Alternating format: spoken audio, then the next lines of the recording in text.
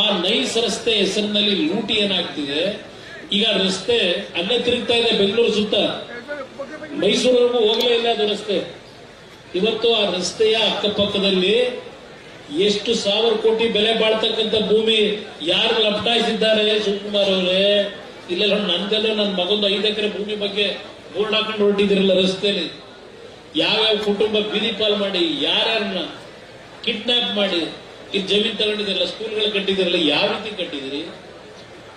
ಇವತ್ತು ಇಲ್ಲಿ ನನ್ನ ಜನಗಳನ್ನ, ನನಗೆ ಜನ್ಮ ಕೊಟ್ಟಿರೋ ಜನ ರಾಜಕೀಯದಲ್ಲಿ ನೀವು ನಿಮ್ಮನ್ನ ಎತ್ತಂಗಡಿ ಮಾಡತಕ್ಕಂಥದ್ದಕ್ಕೆ ನಾನು ಒಪ್ಪಿಗೆ ಕೊಡ್ತೀನ? ನನ್ನ ಮುಂದೆ ಬಂದ್ರಿ, ಒಂದು 50 ಜನ ನಿಮ್ ತೋಟಕ್ಕೆ ಬಂದ್ರಿ, ಇವತ್ತು ಈ ರೀತಿ ಆಗಿದೆ, ನಿಮ್ಗೆ ಬೆಂಬಲ ಬೇಕು, ನಿಮ್ಗೆ ದೊರಿಬೇಕು ನಮಗೆ ಅಂದ್ರೆ ನಿಮ್ ಪರವಾಗಿ ನಾನು ನಿಂತಿದ್ದೇನೆ. ಇಲ್ಲಿ ಯಾವುದೇ ರಾಜಕೀಯದ ದ್ವೇಷಕ್ಕಲ್ಲ. ನೀವು ಬಂದಾಗ ಶಿವಕುಮಾರ್ ಮುಖ್ಯಮಂತ್ರಿ ಆಗಿರ್ಲಿಲ್ಲ, ಸಿದ್ದರಾಮಯ್ಯ ಮುಖ್ಯಮಂತ್ರಿ ಇದ್ರು. ಇಲ್ಲಿ 4,000 ಜನಕ್ಕೆ 25 ವರ್ಷ ಆಗಿದೆ, ಇನ್ನೂ ಆ 40% 50% ಭೂಮಿ ಕೊಡ್ಬೇಕಲ್ಲ. ಇವತ್ತವರೆಗೂ ಕೊಟ್ಟಿಲ್ಲ. ಮುಖ್ಯಮಂತ್ರಿ ಸಿದ್ದರಾಮಯ್ಯ ಪತ್ರ ಕೊಟ್ಟವ್ರೆ, ನಮಗೆ 30 ವರ್ಷ ಆಯ್ತು, ಇನ್ನು 30-40 60-40 ಸೈಟ್ ಕೊಡ್ತೀವಿ ಅಂದ್ರು. ನಾವು ಭೂಮಿ ಕಳ್ಕೊಂಡಿದ್ದೇವೆ, ನಮ್ಗಿನ್ನು ಭೂಮಿ ಬಂದಿಲ್ಲ ಅಂತ ಹೇಳಿ ಸೈಟು 4,000 ಅರ್ಜಿ ಆ ನೈಸ್ ರಸ್ತೆ ಏನಿದೆ ಅಲ್ಲಿ ಕೊಡಬೇಕಾದ ಇನ್ನೂ ಕೊಟ್ಟಿಲ್ಲ. 30 ವರ್ಷ ಆಯ್ತು. ಇನ್ನು ಶಿವಕುಮಾರ್ ನಿಮಗೆ ಇಲ್ಲಿ 50% ಕ್ಯಾಶು 50% ಭೂಮಿ ಕೊಡ್ತೀನಿ ಅಂತ ಹೇಳ್ತಾವ್ರಲ್ಲ, ಅವ್ರಿರ್ತಾರೋ ನಾವಿರ್ತೀವೋ ಇಲ್ಲ ನೀವಿರ್ತೀರೋ ಗೊತ್ತಿಲ್ಲ. ಇದೆಂತೂ ಈಗ ಆದೇಶ ಹೊರಡ್ಸೋರಲ್ಲ ಕ್ಯಾಬಿನೆಟ್ದು, ನಿಮಗೆ ಸಂಪೂರ್ಣ ಹಣ ಕೊಡಲ್ಲ, 50% ನಿಮ್ಮ ಲ್ಯಾಂಡ್ ವ್ಯಾಲ್ಯೂಗೆ ದುಡ್ಡು ಕೊಡ್ತಾರಂತೆ.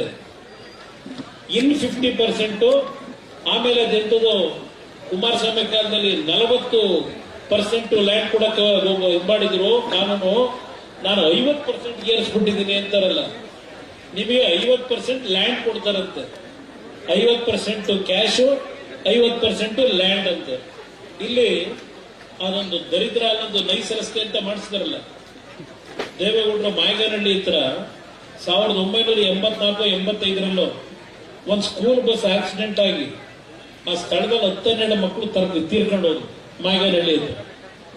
ಅಲ್ಲಿ ಆ ಪರಿಸ್ಥಿತಿ ನೋಡಿ ಬೆಂಗಳೂರು ಮೈಸೂರಿನ ಒಂದು ಒಳ್ಳೆ ರೋಡ್ ಮಾಡಬೇಕು ಅಂತೇಳಿ ಚಿಂತೆ ಮಾಡೋದು.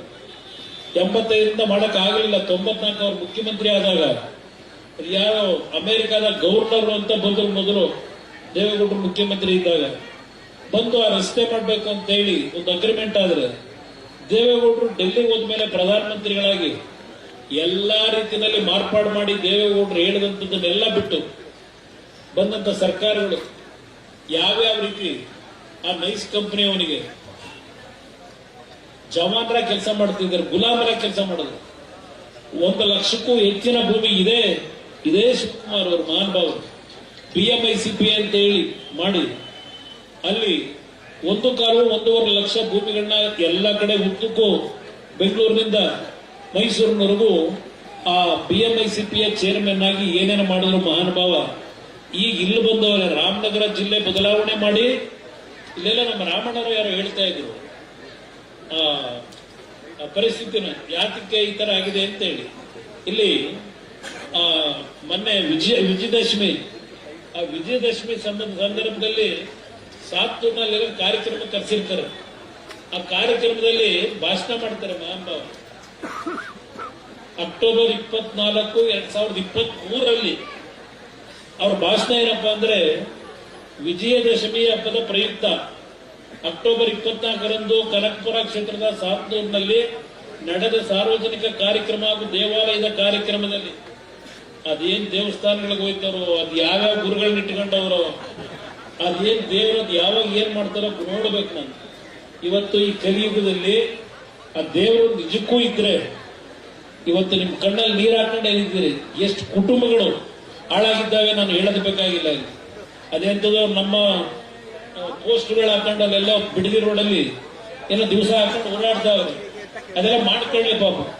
ಯಾಕೆಂದ್ರೆ ನನ್ನದು ತರದ ಪುಸ್ತಕ 1983ರಿಂದ 85 ಆ ಬಿಡದಿ ಕೇತನಹಳ್ಳಿನಲ್ಲಿ ನಮ್ಮ ತಂದೆಯದೇನೋ ಹುಚ್ಚು, ರೈತರ ಮಕ್ಕಳಾಗಬೇಕು, ನೀವು ಹೊರಗಡೆ ಸಂಪಾದನೆ ಮಾಡಿದ್ ನಿಮ್ ಜೀವನ ಹಾಳು ಮಾಡುತ್ತೆ, ಇಲ್ಲಿ ಸಂಪಾದನೆ ಮಾಡಿದ್ದು ನಿಮ್ಮನ್ನು ಬದುಕಿಸ್ತದೆ ಅಂತ ಹೇಳಿ ಪ್ರತಿನಿತ್ಯ ನಮ್ಗೆ ಹೇಳಿ ನಾನು ವೃತ್ತಿ ಮುಗಿದ ಮೇಲೆ ಒಂದು ಜಮೀನು ತಗೋಬೇಕು ಅಂತ ಅದೇ ಹೇಳಿದ್ನಲ್ಲ, ನನ್ನ ಬಿಡದಿ ಕ್ಷೇತ್ರಕ್ಕೂ ಯಾವುದೋ ಪೂರ್ವ ಜನ್ಮದ ಒಂದು ನೆಂಟಸ್ತಿಕೆ ಇದೆ, ಸಂಬಂಧ ಇದೆ ಅನ್ನೋದು ನಾನು ಹೇಳ್ತಾ ಇದ್ದೇನೆ, ಮೊದಲೇ ಹೇಳ್ತಾ ಇದ್ದೇನೆ. ಯಾರು ನಿಮ್ಮ ಜಮೀನುಗಳನ್ನು ಮಾರಾಟ ಮಾಡಬೇಡಿ. ರಾಮಣ್ಣರು ಇದನ್ನೇ ಹೇಳಿದ್ದು. ಬೆಂಗಳೂರಿನವರು ಒಂದು ದುಡ್ಡು ಕೊಟ್ಟು ಕೇಳಿದ್ರು ಜಮೀನು ಕೊಡಬೇಡಿ ಅಂದ್ರೆ ಬೆಂಗಳೂರಿನವರು ಅಂತ ಹೇಳ್ತಾರಲ್ಲ, ಅವ್ರನ್ನೇ ಸೇರಿಸ್ಕೊಂಡು ಹೇಳೋರು, ಯಾರನ್ನ ಸೇರಿಸ್ಕೊಂಡು ಹೇಳೋರೆ? ಮುಂದಿನ ದಿನಗಳಲ್ಲಿ ನಿಮ್ಮ ಜಮೀನಿಗೆ ಬಹಳ ಒಳ್ಳೆಯ ಬೆಲೆ ಬರುತ್ತದೆ. ನಾವೆಲ್ಲರೂ ಬೆಂಗಳೂರು ಜಿಲ್ಲೆಯವರಾಗಲಿದ್ದೇವೆ. ನಿಮ್ಮನ್ನೆಲ್ಲ ಈಗ ರಾಮನಗರ ಜಿಲ್ಲೆಯಿಂದ ಬೆಂಗಳೂರಿಗೆ ಕರ್ಕೊಂಡು ಹೋಗೋರು. ಈಗ ಬೆಂಗಳೂರು ಜಿಲ್ಲೆ ಇವತ್ತು ಕೆಂಪೇಗೌಡರ ಜಯಂತಿನ ಆಚರಣೆ ಮಾಡ್ತಾ ಇದ್ದೇವೆ.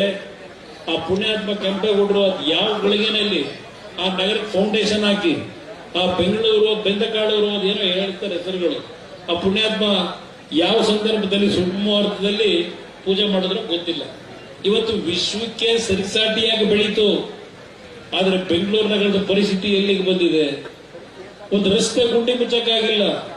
ಕಳೆದ 3-4 ವರ್ಷದಲ್ಲಿ 1200 ಕೋಟಿ ಬೆಂಗಳೂರಿನ ಗುಂಡಿ ಮುಚ್ಚಿಕೆ ಅಂತ ಹೇಳಿ ಖರ್ಚು ಮಾಡಿದ್ದಾರೆ. 1200 ಕೋಟಿ ಗುಂಡಿ ಮುಚ್ಚಲು ಬೇಕಾಗಿರ್ಲಿಲ್ಲ. ಎಲ್ಲ ರಸ್ತೆ ಡಾಂಬರೀಕರಣ ಹಾಕೊಂಡ್ ಬಂದಿದ್ರು ಒಳ್ಳೆ ರಸ್ತೆ ಆಗಿರೋದು. ಗುಂಡಿ ಮುಚ್ಚಲು ಬೇಕಾಗಿರ್ಲಿಲ್ಲ.